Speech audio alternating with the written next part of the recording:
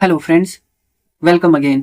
आज के लेक्चर में हम कुछ इंपॉर्टेंट इकोलॉजिकल कॉन्सेप्ट्स करेंगे, जिसमें habitat and home range, ecological niche, important species और मोस्ट इंपॉर्टेंट हम इकोलॉजिकल सक्सेशन करेंगे। सबसे पहले हम देखेंगे हैबिटेट एंड होम रेंज क्या होता है।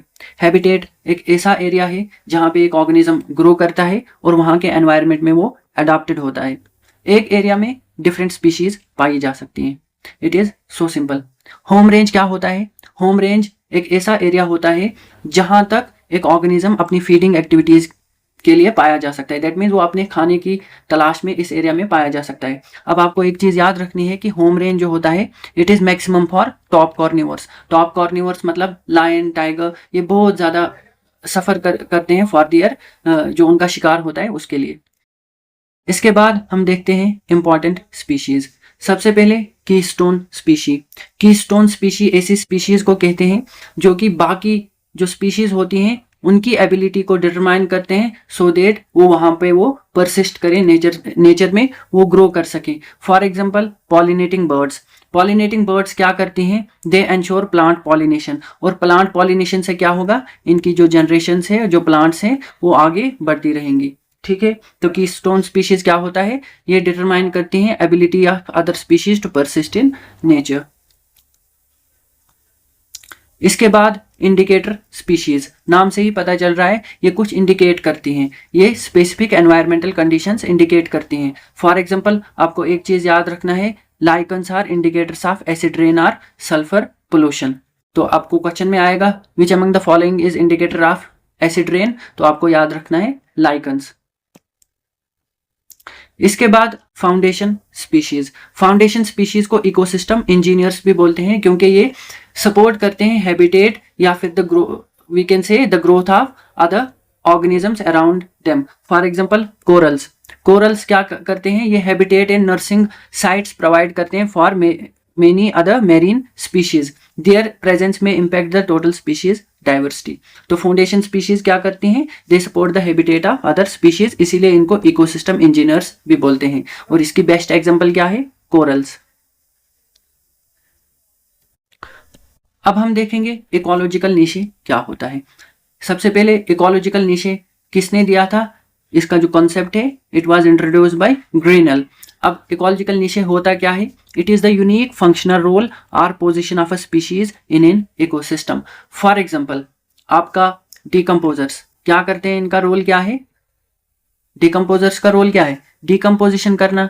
और जब डिकम्पोजिशन डेड ऑर्गेनिक मैटर की होगी तो जो न्यूट्रिएंट्स होते हैं वो फिर से सॉइल में चले जाते हैं, न्यूट्रिएंट रिसाइकल होते हैं और फिर से ये प्लांट्स के थ्रू फिर एनिमल्स में चले जाते हैं। और जब इनका डेड ऑर्गेनिक मैटर आएगा फिर से डिकम्पोजिशन उनका होके सॉइल में चले जाएगा। इस तरह से इसकी रिसाइकलिंग होती रहती है। तो इकोलॉजिकल नीशे क्या होता है? It is the unique functional role और position of species in an ecosystem. सबसे इंपॉर्टेंट चीज the concept was given by Grinnell. तो अब हम एक इंपॉर्टेंट इकोलॉजिकल कॉन्सेप्ट करेंगे, that is ecological succession. Ecological succession क्या होता है? It is the successive replacement of one species by other until a stable one comes there। यहाँ पे क्या होता है? स्पीशीज का सक्सेसिव रिप्लेसमेंट होता है और तब तक ये रिप्लेसमेंट चलता है जब तक ना वहाँ पे एक स्टेबल कम्युनिटी आए। और स्टेबल कम्युनिटी ऐसी कम्युनिटीज को बोलते हैं जो कि वहाँ के एनवायरनमेंट में बेटर अडॉप्टेड हो। और जब भी आपको ये चीज याद रखनी है, जब भी एनवायरनमेंट या फिर क्लाइमेट अनफेवरेबल हो वो स्पीशीज का रिप्लेसमेंट होगा और वहां पे कोई दूसरी स्पीशी आएगी जो कि बेटर अडॉप्टेड होगी इन दैट एनवायरनमेंट। अब हम देखेंगे stages of the ecological succession. तो इसमें 5 स्टेजेस हैं टोटल, जिसमें सबसे पहले there is nudation, invasion, competition and coaction, reaction, stabilization. मेरे साथ आप भी बोलिए 2-3 बार, ये आपको याद हो जाएंगे। नडेशन, invasion, competition and coaction, reaction and stabilization। Nadation, invasion, competition and coaction, reaction and stabilization। एक बार फिर से nadation, invasion, competition and coaction, reaction and stabilization। अब nadation क्या होता है? ये एक ऐसा बेयर एरिया होता है जहां पे अभी कोई लाइफ नहीं होती। nadation क्या होता है? There is bare area with no life। Invasion में क्या होता है? फर्स्ट स्पीशी आती है उस एरिया में। फर्स्ट स्पीशी का इन्वेजन होना, है ना। इन्वेजन से पता चल रहा है किसी ने इन्वेड किया। जो फर्स्ट स्पीशी आती है वो इन्वेजन के स्टेप में आती है। तो फर्स्ट स्पीशी जो बेर एरिया में आएगी उसको बोलेंगे हम पायोनियर स्पीशीज। अब इसकी एग्जांपल क्या है? फॉर एग्जांपल बेर रॉक्स में आपका lichens is the pioneer species and water में phytoplanktons is the pioneer species. ये एग्जांपल्स आपको याद रखनी है। और ये टर्म भी, पायोनियर स्पीशी क्या होती है? It is the first species in the succession. फिर कंपटीशन एंड कोएक्शन। अब कंपटीशन में क्या होगा? देखो, जब बहुत सारी स्पीशीज आएंगी उनके बीच में कंपटीशन होगा for the resources, for the food, for the place जहाँ पे वो रहती हैं। और कंपटीशन से क्या होगा? जो सुपीरियर स्पीशीज होंगी वो वहाँ पे रहेंगी और जो इन्फीरियर स्पीशीज होंगी वो वहाँ से जाएंगी। ये होता है कंपटीशन एंड कोएक्शन। अब यहाँ पे एक टर्म दिख रही है आपको, सीरल कम्युनिटीज। तो सीरल कम्युनिटीज क्या होता है? जो डिफरेंट स्पीशीज या फिर कम्युनिटीज आती हैं ड्यूरिंग सक्सेशन, उसी को बोलते हैं sural communities. What is sural communities? The transitional और सीक्वेंस ऑफ कम्युनिटीज जो ड्यूरिंग सक्सेशन आती हैं उनको क्या बोलते हैं? Sural communities. ठीक है। अब इसके बाद रिएक्शन का प्रोसेस होता है। रिएक्शन में क्या होता है? जो लिविंग ऑर्गेनिज्म होता है वो अडॉप्टेड होता है, वहाँ पे वो अडॉप्ट होता है, बेटर अडॉप्ट होता है, चेंजेस लाता है अपने आप में, जेनेटिक चेंजेस, फिजिकल चेंजेस, है ना। उसके अलावा वहाँ जो एरिया होता है उसकी फिजिकल एंड केमिकल प्रॉपर्टीज को चेंज करता है। किस तरह से चेंज करता है? By processes like decomposition. अब डीकम्पोजिशन से मैंने बताया था आपको, ऑर्गेनिक मैटर या फिर न्यूट्रिएंट सॉइल में चले जाते हैं और जब सॉइल्स में न्यूट्रिएंट चले जाएंगे तो वो फर्टाइल होगी। फर्टिलिटी से वेजिटेशन बढ़ेगी और वेजिटेशन सपोर्ट करती है द ग्रोथ ऑफ स्पीशीज, है ना। और लास्ट स्टेप होता है स्टेबलाइजेशन, जहां पे एक क्लाइमेक्स कम्युनिटी आएगी। जो स्टेबल कम्युनिटी होगी उसको क्या बोलेंगे? Climax community. तो नडिशन क्या होता है? Bare area with no life. Invasion में फर्स्ट स्पीशी आती है जिसको पायोनियर स्पीशी बोलते हैं। For example lichens in bare rock, phytoplanktons in the water. Competition and coaction between the species, उसमें जो सुपीरियर स्पीशी होगी वही वहां पे रहेगी।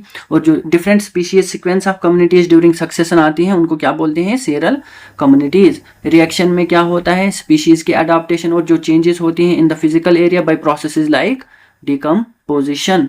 फिर स्टेबलाइजेशन में जो क्लाइमेक्स कम्युनिटी वहां पे होगी उसको बोलते हैं स्टेबलाइजेशन। अब आपको succession on bare rocks and succession in water की एग्जांपल ये याद रखनी है।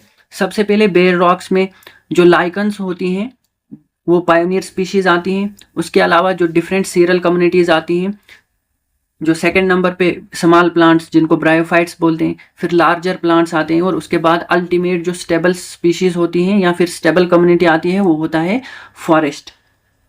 प्राइमरी सक्सेशन इन वाटर्स में आपको याद रखना है phytoplanktons is the pioneer species. उसके बाद आते हैं रोटेड सबमर्ज्ड प्लांट, फिर रोटेड फ्लोटिंग एंजियोस्पर्म्स, फिर free floating plants, marshes and scrubs in trees and then last पे फॉरेस्ट। और आपको एक चीज याद रखनी है, forest will be the climax species in all types of successions, चाहे वो रॉक्स पे हो या फिर वाटर पे हो। अब वाटर में आपको बेस्ड ऑन द मॉइस्चर की उसके बेसिस पे 3 तरह के सक्सेशन होते हैं या फिर 3 तरह की आपको टर्म्स याद रखनी है, hydrarch, xerarch and mesarch. Hydrarch कहाँ पे होता है? Succession in wetter areas, xerarch in drier areas, mesarch जहाँ पे which is neither too dry nor too wet. Simple.